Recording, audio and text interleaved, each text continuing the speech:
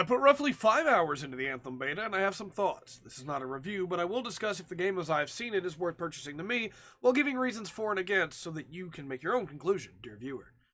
Anthem has amazing mobility, being able to suddenly burst into flight to escape a bad situation, side dashes, a sprint that feels proportional to the javelin you are using, and the ability to hover while fighting.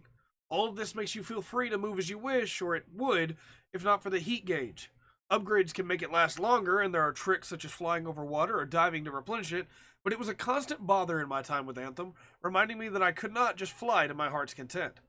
Being able to fly or hover forever in combat would be too powerful, but then why not just have it overheat while in combat, since you would already be taxing your javelin to its limits by fighting? Combat is a mix between shooting guns that feel like they don't do enough damage, and abilities that do much more except to bosses. Your abilities range from grenades to missiles, lasers, and even taunts and shields of varying effects. The abilities will ruin basic mobs and do decent damage to elite mobs, but chip bosses. You have many guns to choose from to supplement these abilities, and like the abilities, the guns are effective against the basic mobs, they deal middling damage to elites, and many times I was doing 0 damage to bosses with them. The boss killer should be your ultimate, which is javelin dependent.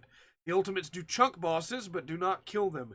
Even worse, if you use your ultimate and the boss moves, or you cancel it to try and get a better angle, it eats your ultimate charge, and you must begin charging it again by doing and taking damage. Tie this into the fact that bosses can have additional enemies that spawn indefinitely until the boss is dead, and you have a lot to deal with all at once, even for 4 people. The boss in the beta that does not do this instead has you fight 3 of them at once, with their weak point being their back, which leads to a boring stretch of roughly 10 minutes, with one person standing on a platform to dodge the boss's AoEs, and then soaking his projectiles so the others could hit him.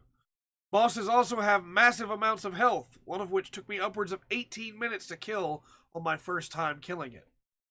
Anthem is gear-based, which means much of this annoyance could have been avoided had we only been geared better. But how do you get that gear? As drops from enemies, which means you must grind out random loot drops by either fighting bosses, such as the ones we mentioned, or by doing world events in free play. You may come back with good gear, or you may not, but the only way to make these bosses easier is to continue to throw yourselves against them until you get a good drop. The full game may add more ways to acquire weapons, but that remains to be seen. There is a crafting system, but I could not access it very much in the beta. The enemies themselves are fairly interesting and quite different from each other. Creatures that thrive in this strange world include weird rabbits, dogs, scorpions, and shell-faced bugs, though there are also regular turtles for some reason. The Scar are your standard alien enemies, the basic infantry, the mages, and the big guys. What makes them a problem, however, is their ability to spawn almost anywhere, almost instantly. They can open a gate and spawn around it in moments, sometimes even appearing with the gate, leading to situations where you are vastly outnumbered in a matter of seconds.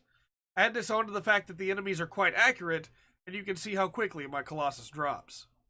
I only use the Ranger and Colossus javelins, though the 2 friends I convinced to try the beta with me used the remaining 2 javelins, the Storm and the Interceptor. I will not go into detail on either of those as I did not play them, but Mr. Artaka was not keen on the Interceptor losing flight in its ultimate. Conversely, Absolute King was quite enjoying the free flight the Storm provided. The Ranger is your default, with a recharging energy shield, access to basic guns, and can fire a salvo of missiles. I played through my first 2 hours with it, and it was dependable.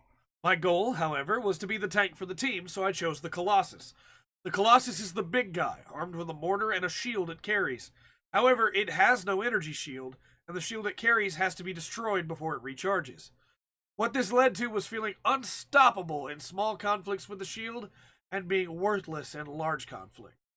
The Colossus is big, and with how accurate the enemies are, once the shield was gone, I found myself being killed extremely quickly. Adding a small energy shield or giving the Colossus a way to regen health would have subverted much of this, but as it is, the Colossus feels very weak. The ultimate is great. You pull out a giant cannon and get a short time to fire it, during which you are invincible, but right afterwards you are not.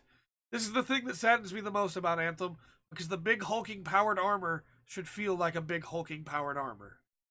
Health and ammo drops are granted to you when enemies die. However, you have to physically collect them, which means when you are on low health, you have to fly into enemy lines and their fire to get it. There were many times that I or my allies died just trying to get to health, and as stated, enemies can spawn anywhere, making no location safe. There are also puzzles in some of the missions, which when running with friends over Discord can be great. However, these puzzles with randoms became a major roadblock, since there is no voice chat in the game. With no way to communicate with my teammates, we bashed our head against it until we randomly got the colors right and completed it. I can only assume voice chat will be in the full game, because if not, these puzzles will be insufferable. The world of Anthem is colorful and, in my opinion, beautiful. Diving into a body of water and finding giant skeletons flying under ruins and over cliffs. Exploring the world by flying around was my favorite part of the beta. However, the world is divided into zones, and in the beta at least, you could not explore past the zone you launched into. I assume this will not be a problem in the full release, but it was an annoyance to be sure. There are many things like this in the beta, with pages and NPCs scattered around the hub that cannot be interacted with. The hub itself shifts your focus from third person to first, as you navigate a small area filled with people you can and cannot talk to.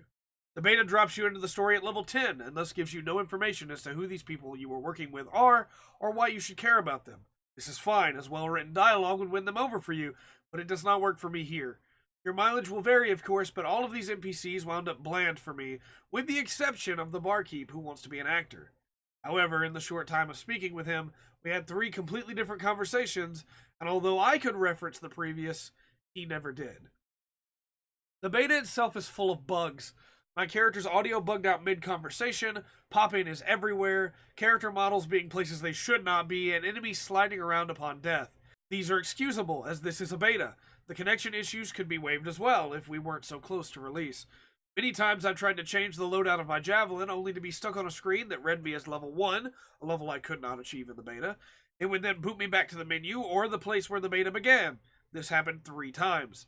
There's also loading into a mission, only for it not to have saved my loadout, returning me back to base weapons instead of the new ones I had equipped. Since you can't change your weapons mid-mission, you must then either do the mission with weak weapons, or leave and try to equip them again. You can paint your javelins, which is cool, but the painting system is very strange. You have to scroll over to the right and change the shade, then go back to change the material you want the shade on, and even then, the servers may act up and set you back to default, making the whole process pointless. Worst of all, was being booted out of a raid because the server hiccuped and being returned to the hub. The game is out in less than a month as of writing this, and I cannot believe all of this will be fixed before the game releases. I cannot recommend this game as of now.